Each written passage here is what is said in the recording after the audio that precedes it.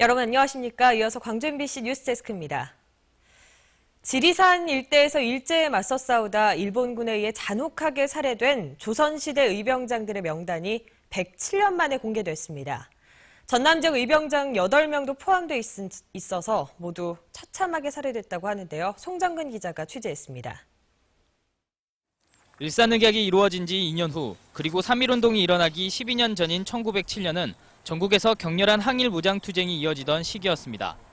특히 지리산은 항일 의병장들이 많이 모여있던 곳이었습니다.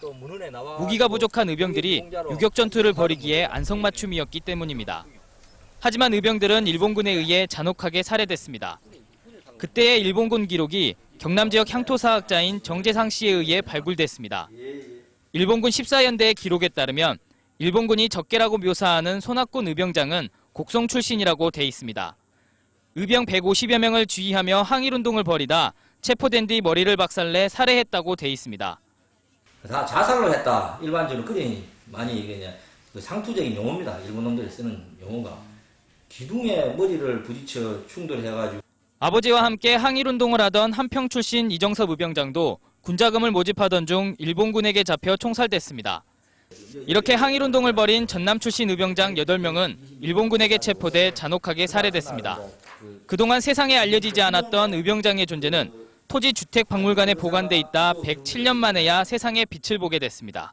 진중일지가 있다는 걸 알고 제가 토지주택박물관의 도움을 받아가지고 이 자료를 제가 입수를 해서 그동안에 그 번역을 하고.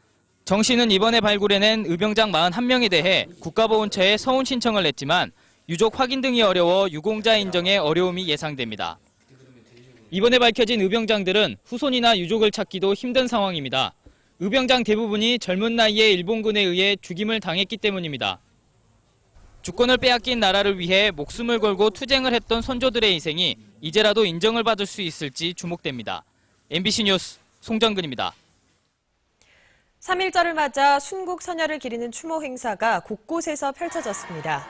광주 스피아여고와 광주공원 일대에서는 시민 1,000여 명이 참가한 가운데 광주 독립만세운동 재현 행사가 열려 95년 전 애국 선열들의 나라사랑 정신을 되새겼습니다. 광주시와 전라남도는 각각 빛골 시민문화관과 전남도청에서 3.1절 공식 기념식을 마련했고 광주와 나주 도심 일대에서는 3.1절을 기념하는 전국 마라톤 대회가 펼쳐졌습니다. 영광에 이어 순천에서도 고병원성 조류 인플루엔자 확진 판정이 나왔습니다. 순천시는 나간읍에 있는 A씨의 우리 농가에서 채취한 시료에 대해 병성 감정한 결과 고병원성 AI로 판명돼 해당 농장과 반경 500m 안의 오리와 닭 7만여 마리를 살처분했거나 살처분할 계획이라고 밝혔습니다. 이에 앞서 지난 26일 의심 신고가 접수된 영광 씨오리 농장에서도 확진 판정이 나와 오리 2만 마리가 살처분돼 지금까지 전남에서 살처분된 닭과 오리가 75만 마리를 넘어섰습니다.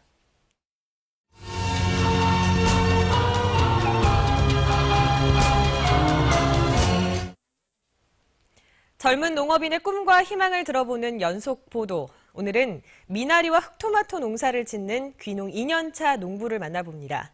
이 농민은 농민들에게도 공부와 연구가 필수라는 것을 절감하고 있다고 말했습니다. 조현성 기자입니다. 처음 지어본 토마토 농사. 보름 앞으로 다가온 수확을 앞두고 기대 반 걱정 반입니다. 출하 때까지 이대로 계속 잘 자라줄지, 또 시세는 어떨지 수확철이 가까워 오면서 온갖 생각이 교차합니다. 일단은 농부가 해야 될 일은 내 제품을 최대한 상급, A급 제품을 만들어야 되고요. 그 다음에는 이제 지천명이죠. 하늘의 뜻을 바라는 거죠. 2년 전 미나리 농사를 짓던 아버지의 갑작스러운 죽음과 함께 불가피하게 받아들인 농산일. 직장생활 짬짬이 부모님을 도우며 접하던 농사와 자신의 본업이 된 농사는 큰 차이가 있었습니다. 무엇보다 각종 농자재 값과 인건비 등 경영비 부담이 상상 이상이었습니다. 덕분에 한 푼의 생산비라도 줄이고 더 많은 수확을 위해서는 끊임없이 새로운 농법을 도입할 필요가 있다는 사실을 깨닫기까지 그리 오랜 시간이 필요하지 않았습니다. 공부를 많이 하지 않으면 도태될 수밖에 없다. 이게 가장 제가 배운 겁니다. 정년이 없는 평생의 일자리를 찾는 다른 귀농인과 달리 류항진 씨는 앞으로 10년 정도 더 농사를 짓는 게 목표입니다. 이를 위해 하우스 농사 규모를 지금보다 2배 정도 늘릴 계획인데 지금의 농업과 농촌 현실에선 일정 규모 이상의 농사를 짓지 않고선 살아남기가 힘들 것이라는 판단에 섭니다. 지금부터는 제가 기업형으로 할 거거든요. 기업형으로 하는데 10년 뒤에 일어나면 그냥 조그만하게 할 생각입니다. 농업 현실이 예상보다도 훨씬 힘들다는 것을 알게 됐다는 귀농 2년차 농부가 기업농으로 성공하기라는 당찬 도전에 나서고 있습니다. MBC 뉴스 조현성입니다. 새학기를 맞아 학교 급식소 등에 대한 식중독 예방과 감시 체계가 강화됩니다. 전남보건환경연구원은 올겨울 따뜻한 날씨로 인해 집단 식중독이 우려됨에 따라 학교와 어린이집 급식시설 등을 대상으로 식중독균 발생 가능성이 높은 식품에 대한 정밀 검사를 진행하기로 했습니다. 환경연구원은 또 학교 정수기에 대한 수질 검사를 실시하고 수질 기준을 초과한 정수기에 대해서는 필터 교환 등 위생 관리를 독려할 계획입니다. 가격이 폭락한 겨울 배추와 고추, 대파의 산지 가격 안정을 위해 농업 종합자금이 지원됩니다. 전라남도는 지난해 배추와 고추 가격 안정자금 74억 원을 지원했으나 최근 이들 농작물 가격이 또 하락세를 보임에 따라 추가 지원에 나섰습니다.